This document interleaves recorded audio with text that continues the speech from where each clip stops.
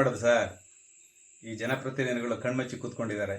ಈ ವಾಹನ ಸವಾರರ ಜೀವಕ್ಕೆ ಬೆಲೆ ಇಲ್ಲದಂಗೆ ಆಗಿದೆ ಇಲ್ಲಿ ನಮ್ಮ ಕಡದಾಳಿನ ಪರಿಸ್ಥಿತಿ. ಸುಮಾರು ಒಂದು 2 ಕಿಲೋಮೀಟರ್ ಗುಂಡಿ ಬಿದ್ದು ಎಲ್ಲೆಲ್ಲಿ ಬೀಳ್ತಾರೆ, ಎಲ್ಲೆಲ್ಲಿ ಹೇಳ್ತಾರೆ ಅಂತ ಗೊತ್ತಿಲ್ಲ. ನನ್ನ ಕಣ್ಣಾರೆ ನೋಡಿದಾಗೆ ನಮ್ಮನೆ ಎದುರುಗಳಿರೋ ಗುಂಡಿಯಲ್ಲಿ ಎಷ್ಟೋ ಜನ ಬೈಕ್ ಸವಾರ ಬಿದ್ದು ಅವ್ರನ್ನ ಎತ್ತಿದ್ದೆಲ್ಲ ಉಂಟು. ಶಾಲಾ ವಾಹನ, ಮಕ್ಕಳು ಕರ್ಕೊಂಡು ಹೋಗುವಂಥ ಶಾಲಾ ವಾಹನ ಜಖಮ್ಮಾಗಿ ಆ ಗುಂಡಿ ಒಳಗೆ ಕೂತು ಅದನ್ನು ಎತ್ತಿ ಮತ್ತೆ ಬೇರೆ ಕಾರನ್ನು ತರಿಸಿ ಎಲ್ಲ ಕಳಿಸಿದ್ದೆಲ್ಲ ಕಣ್ಣಾರೆ ನೋಡ್ತಿದ್ದೀನಿ, ಆಯ್ತಾ. ಹಾಗಾಗಿ ಇದನ್ನು ಸುಮಾರು ನವೆಂಬರಲ್ಲೇ ಸುಮಾರು ಒಂದು 28 ಲೋಡು ಆ ಗುಂಡಿಗೆ ಮಣ್ಣು ಹಾಕಿ ಅದೆಲ್ಲ ರೆಡಿ ಮಾಡಿಸಿದ್ವಿ. ಈಗ ಮತ್ತೆ ಮಳೆ ಬರಲಿಕ್ಕೆ ಸ್ಟಾರ್ಟ್ ಆಯಿತು. ಮತ್ತೆ ಸ್ಟಾರ್ಟ್ ಆದಮೇಲೆ ಮತ್ತೆ ಜಾರ್ಲಿಕ್ಕೆ ಸ್ಟಾರ್ಟ್ ಆಯಿತು. ಜಾರ್ಲಿಕ್ಕೆ ಸ್ಟಾರ್ಟ್ ಆದಮೇಲೆ ಮತ್ತೆ ಬೈಕಲ್ಲಿ ಬಿದ್ದ. ಇದು ಆಗಬಾರ್ದು ಅಂತೇಳಿ ಈಗ ಮತ್ತೆ ಜಲ್ಲಿ ತಂದು ಅದಕ್ಕೆ ಹಾಕ್ತಾ ಇದ್ದೇನೆ. ಈಗಲಾದರೂ ಇದನ್ನಾದರೂ ನೋಡಿ ಆದರೂ ಜನಪ್ರತಿನಿಧಿಗಳು, ನಮ್ಮ ಈ ಕ್ಷೇತ್ರದ ಶಾಸಕಿಯವರು ಇದನ್ನಾದರೂ ನೋಡಿ ಒಮ್ಮೆ ಅವರೇ ಖುದ್ದಾಗಿ ಬಂದು ಈ ರಸ್ತೆಯನ್ನು ನೋಡಿ ಇದನ್ನು ಸರಿ ಮಾಡಬೇಕೋ ಅಥವಾ ಬೇಡೋ ಅನ್ನೋದು ಮುಂದಿನ ನಿರ್ಧಾರ ತಗೊಳ್ಬೇಕು ಅಂತ ಹೇಳಿ ಅವರಿಗೆ ನಾನು ಮನವಿ ಮಾಡಿಕೊಳ್ತಿದ್ದೇನೆ. ಗ್ರಾಮಕ್ಕೆ ವಿಸಿಟ್ ಕೊಟ್ಟಿದ್ದೆ.